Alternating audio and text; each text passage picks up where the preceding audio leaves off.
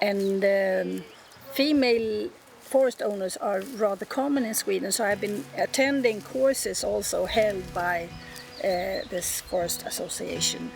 So my main work has been so far to look after the plants, and the more I work with them, the more interesting it gets, the more I want to know.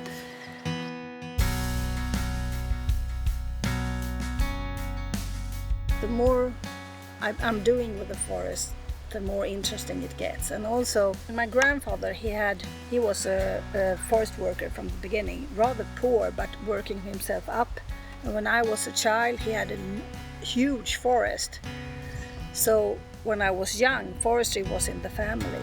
But then when he got old, none of his children wanted to proceed this, so it was sold. So now it's like returning again. So, and we have been trying to keep the leaves for the animals in the winter, so we don't cut away everything. We keep, so if it's an area without any pine, we will let the leaf trees grow so they have food. Well, it started with us not being in forestry at all, me and my brother, and they were cutting down this forest here. This forest goes all the way down to the lake. And, oh no, don't cut down our forest. That was our first thought. And so we bought it. It was time to cut it down, and we didn't understand. I've learned a lot during this trip. So I could sit here and see how the trees were starting to die because they were old. So we had to take it down. That was my first step in forestry, like 10 years. And if you have someone, to ask, it's much easier. So they would take down the forest, and then we decided after a while to plant the pines instead, and then they would send a troop of guys and girls also who came here and did this planting. So this is really pine land, sandy soil. It's so sandy. Maybe it was a bad idea to keep them, I don't know, because some of them have fallen. And you can see there's a dead tree. You see that one? And we should keep the dead tree standing, because a standing dead tree is much more good for insects than if it lays down. I've been working for the Farmers Association, and it's a difference on this island compared to most other parts of Sweden is that the farmers have very little forest.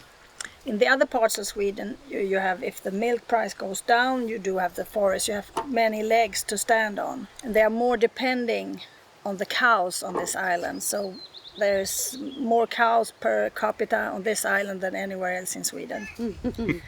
Forestry is really not that big. It used to be like on Iceland, deforested, no trees whatsoever. So having forest it's before Iceland, but it's not like the rest of Sweden. So the trees that were here that we cut down, they were, that was a new thing. So you can see on different places on Öland where that you can really see it's like squares with forest. If you look at the houses on Öland, in the rest of Sweden you could have timber, but here you have planks because you had to be more careful. You didn't have that many trees to cut down. It has been growing. I know when they took down my forest, they did take a lot of other places on Öland, and they were a bit surprised how much they got out, quite a lot of timber. And then also after they took down the trees, they would keep the branches and stuff. They would put them in big piles, and after a year they came and they took it away and got it to Kalmar to heat up Kalmar. The thing with the year is to leave the nutrients on the site. That's why they left it for a year before taking it out. The branches and needles and things should be decomposed on the site. To make my brother, who is a big tree hugger, we saved the trees close to here like a Potemkin thing, so he couldn't see it when it was all down so much. So that's why. Quite often that the people keep a tree. But Södra will have their entrepreneurs that they will. I will not have the direct. Of course, I have a direct contact when they are here, but I will not order Mr. C, and so I will call Södra and say, well, for taking down and also for putting down the new trees. So you're pretty happy with the service that Södra provides? If you're not a big forest owner, it wouldn't work out otherwise. If you have a huge forest, like some people do, several hundreds hectares, then you can do it yourself. But if you only have a small, or if you're a small forest owner, it wouldn't work by yourself. You can't know everything. And I mean, to prepare the soils for planting and to do the fellings, it requires big machines. You know, it's not like the old days where there was manpower thing. And this is, of course, one of the reasons why these associations also help the high degree of female ownership in Sweden. It's 40% of the forest is owned by females. It's not a matter of strength. It's a matter of having a mind and a mindset of what you want to do with your forest and a good contact with your association. I don't think my son ever will be very interested in this. He is an IT technician, so, well, one never knows. But that's not so important. I don't really care who will proceed this. It's just that it's important that it will be nice for the next generation. You have to restore the forest. It's in the legislation. But it doesn't really matter because I would have restored it anyway. Because I don't want to... It's not about my children or any grandchildren or anything like that, because I don't know if anyone wants to keep on this. One never knows. It's just to leave something behind that's could be nice for next generation, whoever it is. We call it copper snake, but it's not a snake. But it has a problem to move in the sand. Yeah, it should move because it's not dangerous. It's just no harm for anybody. I mean, it's important for if you're depending on your forest to earn sufficient amount of money. And also I can use the money that I got from the forest to... I have done down here, I have been making fences so I can have animals to browse. So I can spend the money from the forest on things that I might not have done otherwise. That goes back to the forest. You sell your wood and you earn money. You can pay tax on that as an income. But you can use this untaxed money, the income, to invest in your farm, in planting or roads or fencing and things. So it's very, from tax point of view, you are stimulated to reinvest in your farm. Yes. And that is a very smart system. Yes. Because then you develop the farm. You make it even better.